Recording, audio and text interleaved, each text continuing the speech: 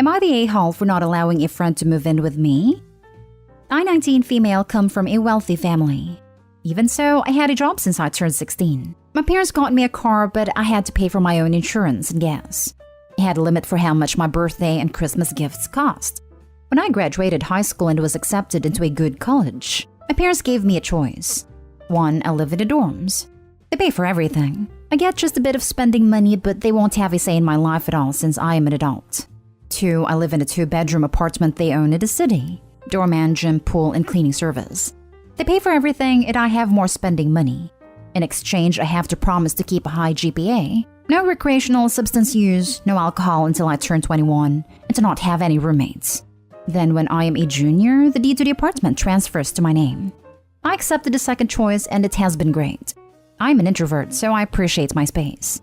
The problem is that a friend I made at the beginning of the semester wanted to move in and I declined. She comes from a middle-class family, paying for her school using student loans, just normal. The first time she was over, she started making some tasteless remarks. Must be nice to never work a day in your life. Must be nice to have mom and daddy wait on you hand and foot, etc. When she wouldn't stop, I just started distancing myself from her. She has been having problems with her roommate from the get-go, but yesterday she just couldn't take it anymore. So she asked me in front of all our friend group if she could move in with me. I said no, she can't. She called me an entitled trust fund baby who didn't know what the normal people's struggles are, and stormed off. Now all my friends say that I'm the a-hole, that I have the space and it wouldn't cost me anything. I could just lie to my parents and they wouldn't know. I disagree, but I thought better to ask because if they don't give it a rest, I'm planning to cut all of them off. I don't need that kind of negativity in my life. Now for the top comments. Not the a-hole. She's rude and uncaring. She already insults you and your family. Well, let her in. Don't let her move in, ever. The fun question would be, would prospective roommate pay rent? I'm guessing we all know the answer. She's vastly entitled to assume that you owe it to her. It seems like her premise was that you'll host her in your apartment. Refusal wasn't a feasible option, and that is why it blindsided her. That's audacious. She can't possibly expect you to jeopardize your relationship with your parents and the privileges they give you because she doesn't get along with her roommates. It seems like she accumulated a lot of envy towards you, and she revealed it now. Not the a-hole. You shouldn't be lying to your parents, and you have no obligation to provide free housing to anyone, especially someone who makes snide comments about you and has demonstrated they can't get along with roommates. To be fair to her, her roommate is a nightmare, so she's at fault on that side. Okay, I take that part back. Still doesn't mean you are required to offer free housing though, especially if it means lying to your parents. If nothing else, guaranteed you would be found out somehow. Even if there was no chance of being found out, I wouldn't lie to them. They're great parents, and I wouldn't want to break their trust in me. Next story. Am I the a-hole for telling my best friend she's not equal to my fiancé?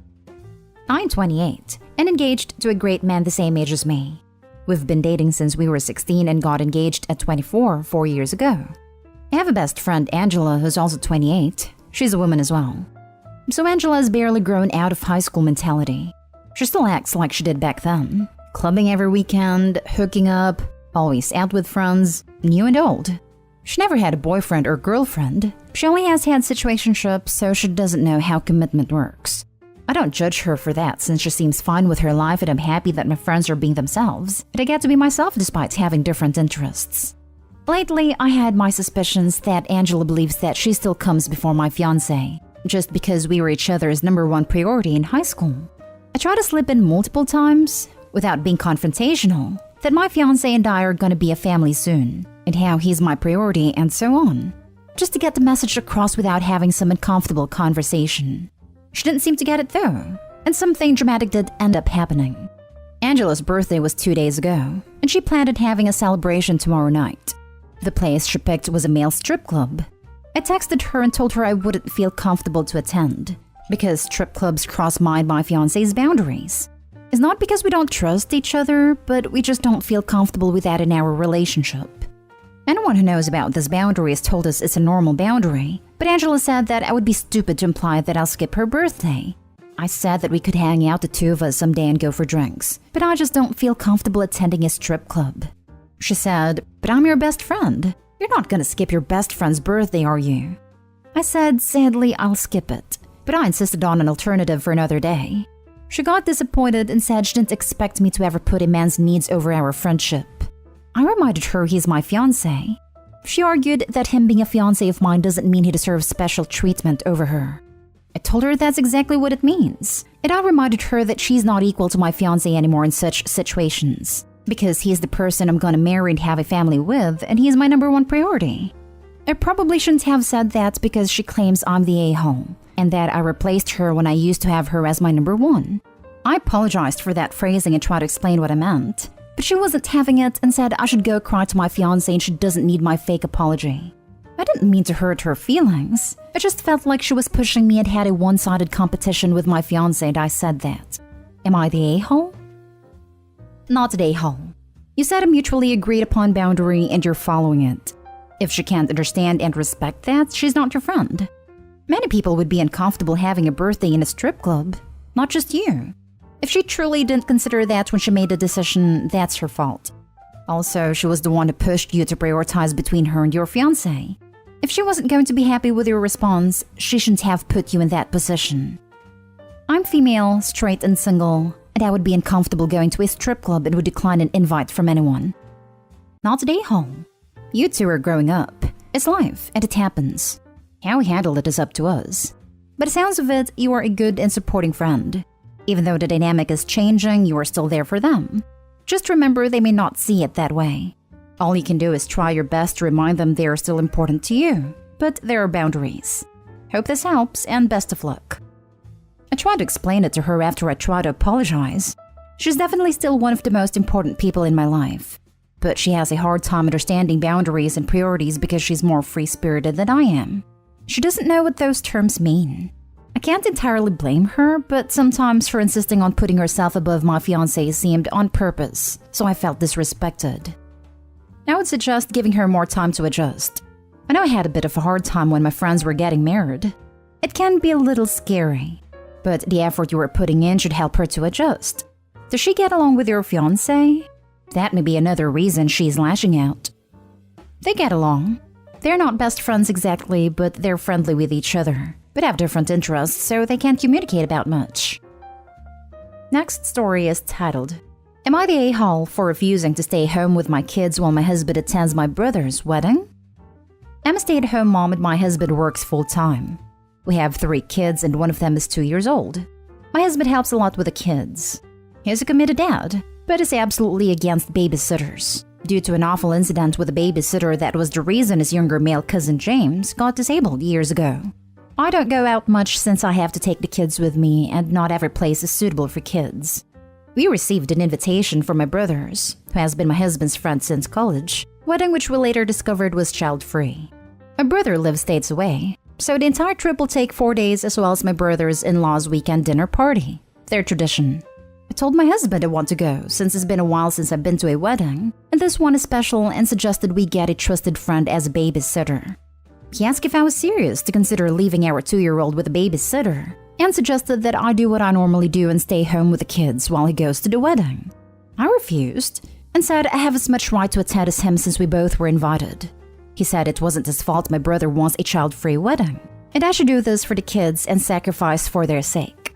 I still refused and said this was unfair, and since he's a parent too, then he should also stay for the kids. He looked at me and said, "That's my best friend's wedding you're asking me to skip for Christ's sake. Are you kidding me?" He then said I was being petty for suggesting this and that I was basically choosing to go and party over keeping our kids safe. He asked me to consider this a business trip. What would I do? Go with him and leave the kids? I said I understand his paranoia of babysitters, but really all my friends have sitters and at times they're really needed. He said I ought to know better than what my friends tell me, and this wasn't even up for discussion. And when I kept arguing, he called me selfish and said he won't let me ruin his relationship with his friend because I was being spiteful for not being able to attend, and that my brother will understand my situation. He keeps asking who's more important, a wedding party or my kids, and said I was unreasonable for making my attendance the hill to die on. Am I the a-hole? Am I being selfish for wanting to attend this wedding, my brother's wedding, after 4 years not attending anything? I have a hard time to believe your husband is a good dad. Every single sentence from him smells like entitlement and selfishness. If you can't go to your brother's wedding, so can't he. Why doesn't he stay at home and you attend? Since this never came to his mind, he thinks less of you and your needs. You are the servant for the children, not his wife who is on the same level. This wedding shows you what kind of person your husband is and what he thinks of you. Not day-hole. Literally, every single accusation he's trying to throw at Opie is equally applicable to him. The hypocrisy and obtuseness are truly astounding. Exactly. Why should Opie miss her brother's wedding? Call me old-fashioned, but I think brother outranks best friend. When was the last time Opie's husband stayed behind? Not day-home. This is insane. It's your brother, and somehow your husband thinks he is the one who should get to go? When he's the whole reason you can't both go because of his unreasonable paranoia about hiring a babysitter. Honestly, if I were you, I'd be absolutely prepared to die on this hill. He's got away with holding you hostage to this nonsense for years. There's not one single logical reason why he should be allowed to attend rather than you. And if he was prepared to work on his own emotional baggage, then you could just hire a sitter like any other couple would do in this scenario. This is 1,000,000,000% on him. If anyone stays home with the kids, it should be him. He never stays behind. It's about time he did. He wants no babysitter? Well, he is dead, so he can stay and let Opie go to her brother's wedding. What I don't get is, it's her family. Is there not someone in his family who can watch the kids if he wants to go so bad? Not stay home. If he's the one against the babysitter, then he should be the one who stays at home. Your relationship seems very one-sided, and you shouldn't stop yourself going out. Tell him to try another babysitter, or he stays at home while you go out. Also, he says it's his best friend's wedding. It's your brother. Last story is titled, Am I the a-hole for not taking in my fiancé's niece and nephew? My fiancé's sister and mother just passed away in an accident, and her sister left behind her 6-year-old son and daughter. And my fiancé pretty much immediately started talking about flying the kids here to move in with us. I've never been interested in having kids. I have nothing against kids in general. I just personally don't want to raise or live with any kids. But I've always been very clear on that, and I thought my fiancé was the same. So I reiterated my stance on having kids, and said I'm not going to change my mind on that now. My fiancé claims we're the only people who can take in these kids, which seems strange because she has a brother who has the bonus of living close to where the kids have been living, so they wouldn't even have to change schools. My fiancé says her brother can't take them because of money and being too busy, though I'm sure he could do it if he really wanted to. I'm pretty sure he gets money from the government for taking in orphan kids if you need financial help. Also, he's about to inherit a bunch of money from his mom. Instead if my fiancé insists on taking in these kids, we will no longer be compatible and will unfortunately have to end the relationship, and she'll have to move out of my place. She's mad that I'm making her choose between me and the kids, even though there's really nothing else I can do because I simply am not going to take in these kids. I just have zero interest in raising kids. I think it's completely unfair to expect me to upturn my life for 2 random kids I've never even met, just because her brother can't be bothered. She claims I'm basically saying the kids have to go to foster care, or I'll kick her out and leave her with nowhere to go and 2 kids to care for. Which is a bit dramatic because again, they have an uncle I bet who could take them in with a bit of effort. And if she really must be the one to take them, she could just move into her mom's old place or her sister's old place. She's also saying that I'm basically threatening to break up with her and kick her out right after her mom and sister died. But I don't see that I had a lot of choice since she was ready to bring 2 kids into my place. And it was either tell her my stance now, or wait until she'd already moved them in. Am I the a-hole? Nah, difficult situation. But you shouldn't have to change your life for these kids, though I would accept this as the end of your relationship. Yeah, it really sucks. But if she really must take these kids in, then we just aren't on the same path anymore. Even if she decides she can't take care of the kids on her own and stays with you, the resentment will probably end a relationship for you. This is a no-win situation. There's no way this doesn't end the relationship eventually. Not the a-hole for the sentiment, but if you're sharing it with her the same way you're putting it here, very much the a-hole for that. You say you thought she didn't want kids, but this has nothing to do with her wanting or not wanting kids. These are kids who already exist and who she already loves, who need help. If you're not willing to give that help, you can communicate that boundary. But you make it sound like she's gone all baby hungry or something. She hasn't. She's trying to simultaneously cope with crushing grief, care for 2 loved ones, and probably also trying to make sure she honors what her sister would have wanted. The way you talk about this whole situation doesn't seem to reflect empathy for that. I'm guardian for my developmentally disabled niece should something happen to her parents. Did I love that idea? No. Would I do it? Yes, to the absolute best of my abilities because I love her. Life sometimes throws you curveballs. OP doesn't want to be part of that, and that is okay. Fiancé will be better off without him, although that sting is likely going to take years to get over. No a-holes here, but can't say you're the most emphatic or lovely person. They're not two random kids. They're her sister's kids, man. Yeah, that bothered me a lot. OP has no empathy / willingness to see this from her point of view that this is her family, not kids just pulled off the street on a whim.